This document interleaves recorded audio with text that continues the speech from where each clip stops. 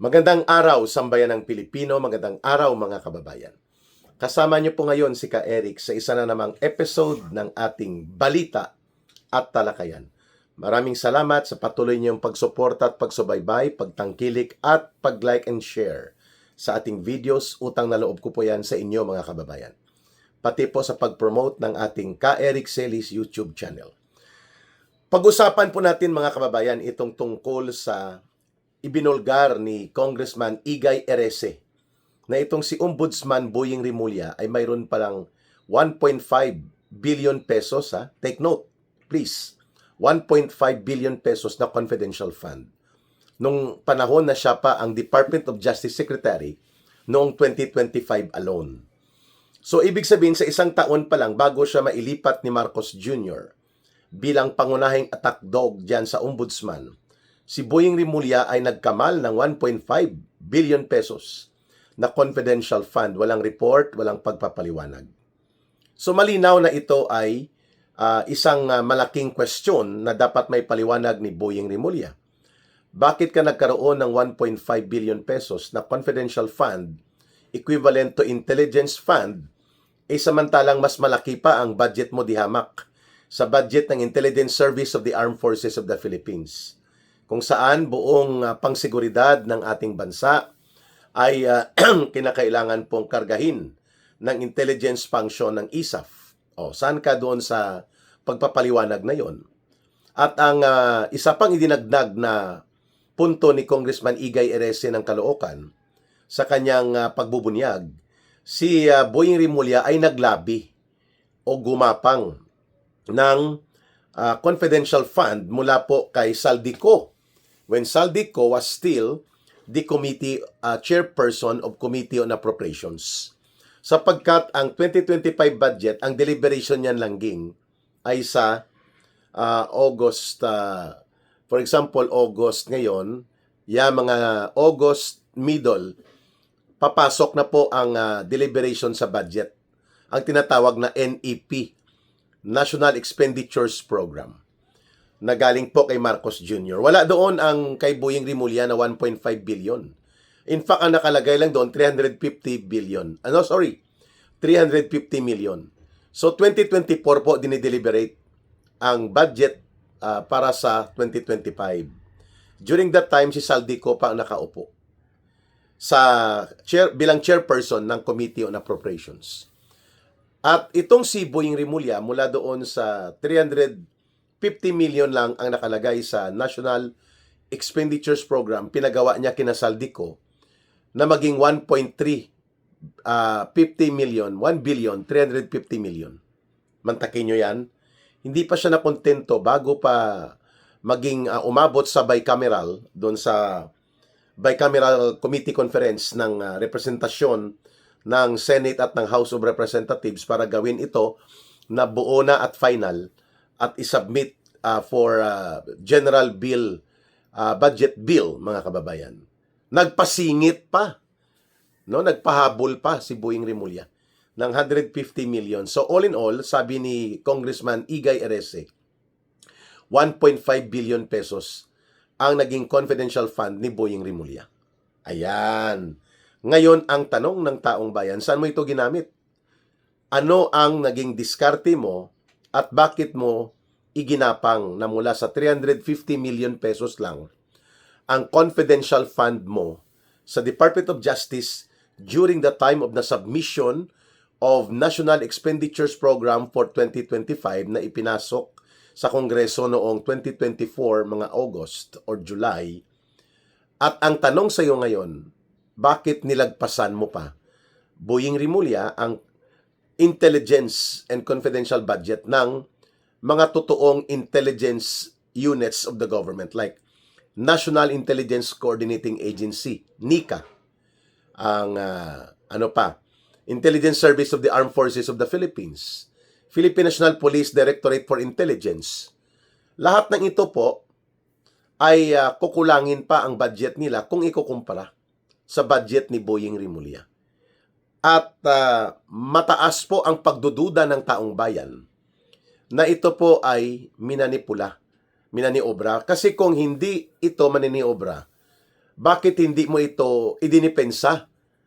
Ang National Expenditures Program po, doon binubuo ang budget ng presidente at ng lahat halos ng mga government agencies, pati na po sa judiciary at iba pa, kinoconsolidate yan at ipapasok sa National Expenditures Program. Bakit doon sa budget process, bago mabuo ang National Expenditures Program na ito at i-deliberate sa budget bill, ay ang nakalagay lang 350 million pesos. Biglang naging 1.1 billion 350 million, tapos sa bicameral na umabot pa sa hinilot pa ulit, ginapang pa kay Saldico. Naging 1 billion and 500 million. Wow! Mga kababayan, suga pa sa pera ng bayan. Yeah. How would you call that? Na ang intelligence service, ang National Intelligence Coordinating Agency, ang Intelligence Service of the Armed Forces of the Philippines, Philippine National Police Directorate, hindi nga aabot sa ganitong uri ng pundo ang kanilang confidential and intelligence fund, while they are the primary movers for intelligence and security agencies ng ating gobyerno. O, di ba? So, katakam-takam ba talaga, Ginoong Boying Rimulya?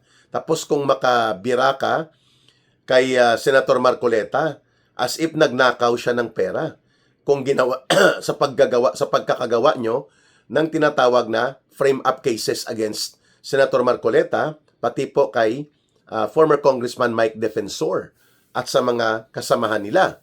Ganon din kung paano mo iplastar si Vice President Sara Duterte as if siya ay nagnakaw at naging maanomalya ang paggamit ng confidential fund. Samantalang may report siya. At hindi naman po conclusive pa ang mga minaniobra ng ilang auditors na ito para palabasin na mayroon siyang tinatawag na adverse findings sa kanyang mga pag-utilize ng confidential fund. At magkano lang ang hinahanap sa kanya? 3 years, around 625 or 2 years, 625 million pesos. Dalawang opisina ng gobyerno yon. Office of the Vice President at nung siya pa ang Department of Education Secretary. And yet, walang conclusive at walang solido, konkreto na ebidensya na ito ay pinagnanakaw ni Sara Duterte. Oh. Pero kung maka-akusa kayo ni Marcos Jr. na boss mo, aba, ay parang napakasama at kinaukaw o dinurubo ni Sara Duterte ang confidential fund. Ngayon, ang tanong sa iyo, ano ang pinagkagamitan? Saan ito napunta? Ang napakalaking pundo mo nung ikaw ay Department of Justice Secretary pa, doon pa lang sa 2025 budget mo na minaniobra nyo ni Ginoong Saldico at ngayon ay binubulgar na ni Igay Erese 1.5 billion pesos. Wow! Ang galing ni Boying Rimulya. At ito pa ang seste. Kailangan bantayan natin dahil nasa ombudsman na si Boying Rimulya at naging principal attack dog na siya ngayon ni Marcos gamit ang poder, kapangyarihan ng mandato ng isang ombudsman. Magkano naman ang kanyang hiningi at minaniobra ngayon na Intelligence Confidential Fund para sa kanyang opisina dyan sa Office of the Ombudsman na siyang pangunahing tirador na nag-frame up ng mga kaso sa mga political enemies and political opposition ni Marcos. Yan ang malaking katanungan kay Boying Rimulya. Dapat kasi kung hindi kayo selective at wala kayong itinatago na mga kaanomalihan dito sa mga pinaggagawa ninyo na pagpapalusot ng bilyones na pondo sa confidential fund, you must be equally the same sa standard kung paano nyo nire-require si Sara Duterte ngayon na ibunyag at ihayag ang kanyang mga intelligence and confidential projects para sabihin nyo na hindi siya nagnakaw. Ikaw, Boying Rimulya, what have you done? Insofar as your 1.5 billion pesos confidential intelligence fund mo sa Department of Justice. Ayan. Hindi siya makasagot, ano? Kaya nga, hindi ka pwedeng magiging may moral authority at kapanipaniwala na may integridad sa iyong mga ginagawa sa pagbitbit ng poder mo bordering to brazen and outright abuse of your authority sa paggawa ng mga kaso ng mga non-bailable na to if you are also keeping skeletons in your own closet. Tama ba? Kung may mga bungo ng anomalya at katiwalian ka na pilit itinatago sa aparador mo ng iyong diskarte sa iyong paghawak ng kapangyarihan when you were part of the Department of Justice bilang pinuno nito, then the moral authority and the moral integrity that you can have, well, in the first place, wala ka naman itong qualification na ito kung bakit ka inilagay ni Marcos dyan sa pagiging ombudsman mo, kapareho ni Matibag sa NBI director position, ay para gawin kayong mga kanyonero, tagapagbira, tagapagwasak, tagapagmaniobra ng mga political opposition figures and political opposition groups. That's the only qualification that can be attributed to you kung bakit ka ipinilit ni Marcos na maging ombudsman. Ayan. Let's proceed dito kay Marcos Jr. Si Marcos Jr. naman, mga kababayan, ang kanyang confidential fund, intelligence fund niya na nasa hawak ng kamay niya sa kanyang pagiging presidente simula sa budget ng 2023, 2024, and 2025, ang average po ay hanggang 2026, hindi bababa sa 4.8 billion pesos average. So, kulang-kulang sa 5 billion na pesos. Year in and year out, mga kababayan, to the last single centavo ubos. At isa sa mga malagim na akusasyon dito, hindi ito ginagamit ni Marcos para sa security and intelligence purposes para mapanatiling ligtas at panatag ang ating buong bansa. No! Ginagamit ito para isa dyan pag-maintain ng mga trolls. Ang trolls po, ito yung mga gumagamit ng mga computer at mga social media platform upang magpakalat ng lason ng intriga, kasinungalingan at mga atake sa lahat ng political opposition figures na pinapadumog ni Marcos Jr.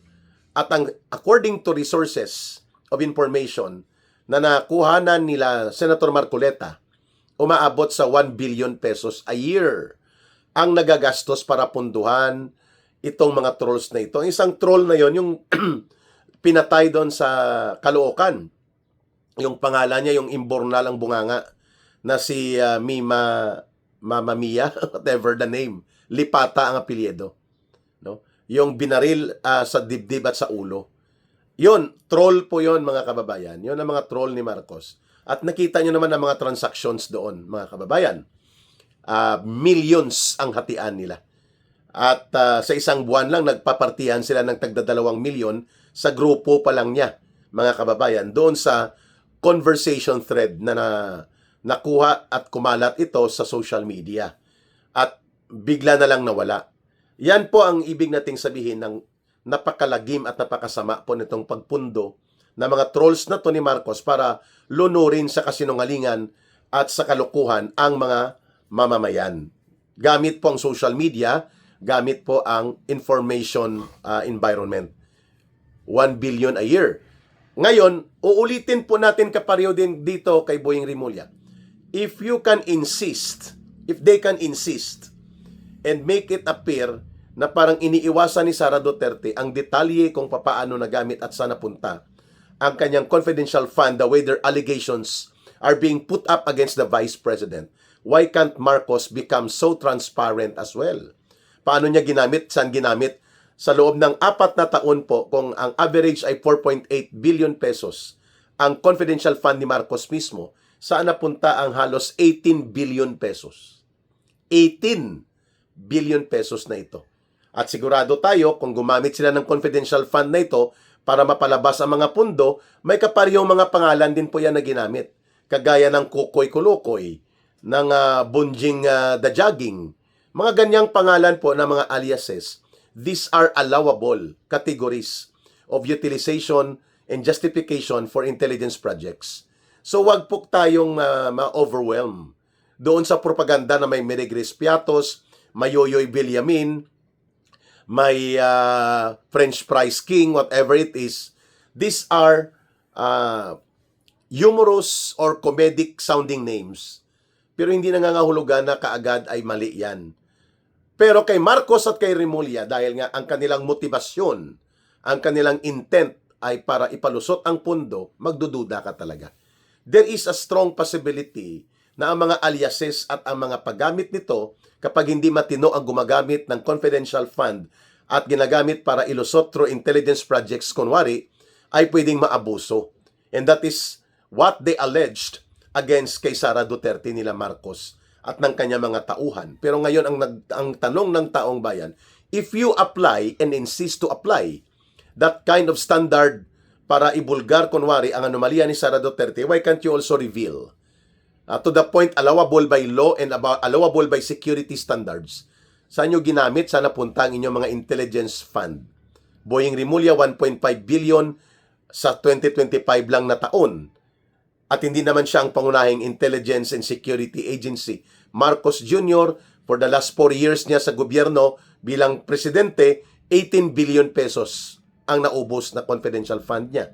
And now, he is trying to demand sa Kongreso na ipasa ang 10.4 billion pesos for 2027 lamang. Take note, 2027 lamang, 10.4 billion pesos ang kanyang itinutulak na paaprubahan sa Kongreso dito sa 7.2 trillion budget nga gusto nilang gawin. Wow! Talaga ha? 10.4 billion. Dumoble halos, mga kababayan. Alam na po natin na ang 2027 ay election year.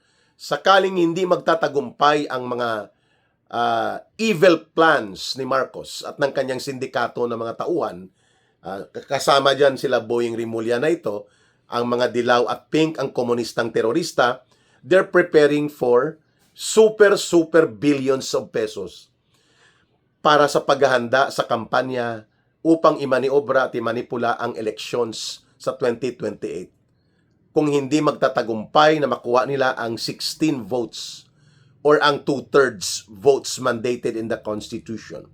Alam po natin may maniobra sila na para mapakonvict si Sara Duterte, ipasuspend nila sa Sandigan Bayan, nila Marcos at nila Remulla, at sila Lisa Araneta, mga grupo ng sindikato. So kapag nasuspend po bilang mga senador si Senator Jingo Estrada at si Senator Marcoleta, so the number now will be reduced to 22. Dahil nga po, suspended ka for halimbawa 6 months, suspended by the Ombudsman. During that time, you are not technically part of Senate. Although yan ay temporary lamang, subalit technically on that period, 6 months, hindi ka senador. So magiging 22 ang kanilang argumento na numero ng Senate membership. Dahil nasuspend si Marcoleta, masususpended si Jingo Estrada. At kung si Bato de la Rosa, i-declare din nila na suspended for a while dahil hindi makikita, magiging 21 na lang ang number base para sa members of the Senate sakaling magkaroon ng botohan January or unang linggo ng Pebrero sa 2027 ang estimated time. So what is 2/3 of 21 senators? 2/3 of 21 senators can be 13. Wow! Talaga? So pwede pong mapakonvict si Sara Duterte sa ganong taktika? Of course. Marcos and his minions sa sindikato na gobyerno niya, they are acting above the law. As if they are above the law. They are acting as if they are the law. Yan po, pwede nilang gawin. Ipasuspend si Marcoleta, ipasuspend si Jingo Estrada, kahit pa ang suspension will start only on December, first week. So, ang 60 days will be on February. Kung ang butuhan ay within January, pasok pa rin sa banga na hindi na technically for a while, temporarily, hindi senador ang bilang kay Marcoleta at kay Jingo Estrada sa interpretasyon yan ng mga tauhan ni Marcos. So pwedeng mangyari talaga na maging 22 at si Bato de la Rosa ay pwede rin pong ideklara ng majority nila dahil majority ang tao ni Marcos na mga senador na hawak niya sa liig at hawak sa ilong, kagaya nila Ping Lacson, by the vote of 13 senators, pwede rin po nilang maideklara na si Senator Bato de la Rosa ay temporarily suspended habang hindi siya nakikita. Dahil nagtatago nga dahil sa bogus na ICC arrest order. So therefore, mga kababayan, there will be only a counting of 21 senators as members of the Senate according dito sa projected na maniobra nila. So ang two-thirds ng 21 is only 13, mga kababayan. Tama ba? Or can be 13.5 is 13. Pwede. Ayan. So kapag nagtagumpay yan, kaya sila nagtitipon ng pondo. Mantakin mo 10.4 billion pesos ang confidential fund ni Marcos. And that can be used according to the whims and diskarte ni Marcos. So kung mayroon pong mga senador dyan na imamaniobra at mga pilit na gagapangin sa pera, pati sa Sandigan Bayan, pati po sa mga iba pang mga target na punduhan ni Marcos, magagamit niya itong pundo ng mamamayan na itinago at ipatatago niya upang maging ammunition o bala niya sa maruming laro niya sa politika sa 2027 sakaling ipilit nilang senaryo na ito. What is 10.4 billion pesos kung ito naman ay hindi manggagaling sa bulsa mo? Tutubo ka pa. So kaya nga, tutubo kasi pwedeng hindi niya ubusin. Ang gagastusin lang 2 billion. Ang gagastusin lang 8 billion. Tubo pa siya ng 2 billion. Mantakin nyo. Sa kanyang confidential fund alone, bilyonaryo na si Marcos taon-taon. For the last 4 years, 18 billion pesos po ang dumaan na confidential fund ni Marcos Jr. And yet, not a single word of question upang ito ay hanapin at papanagutin siya. Now you see, sa media, tahimik. Ang mga senador na kanyang hawak na ngayon, tahimik. Lalo na sa Kongreso, sa House of Representatives. So, anything can be possible dito sa maitim at napakasamang balak nila Marcos to do the most of the dirtiest sa mga maruruming laro ng politika. They have resources. And I think one of that is the 10.4 billion pesos na itinutulak ni Marcos in the disguise of confidential fund. Alam na po natin yan, mga kababayan. That we need to be strong in our conviction, that we need to be clear and deliberate in our opposition. I hope nakapagpaliwanag si Ka Eric sa mga projection na mga impormasyon na ito na ating kinakaharap, mga kababayan. Maraming salamat sa inyong pagsubaybay, pagtangkilik, pag-like at pag-share at pag-promote ng ating videos. At kahit papano po, nagsusurvive pa rin ang ating channel, ang ating mga videos kahit na ito ay inire-report at may shadow ban. Ibig sabihin po, hindi masyadong nakikita, pero nandyan pa rin kayo na hinahanap nyo ang ating balita at talakayan with Ka Eric. Saludo. Mahalin po natin ang bansang Pilipinas, walang ibang magmamahal nito, kundi tayo ring mga Pilipino. Para sa Diyos at sa Pilipinas nating mahal. May God bless everyone, and to those who are Muslim brothers and sisters, Allah be with you. Maraming salamat. Bye for now. Ito po si Ka Eric. Mabuhay!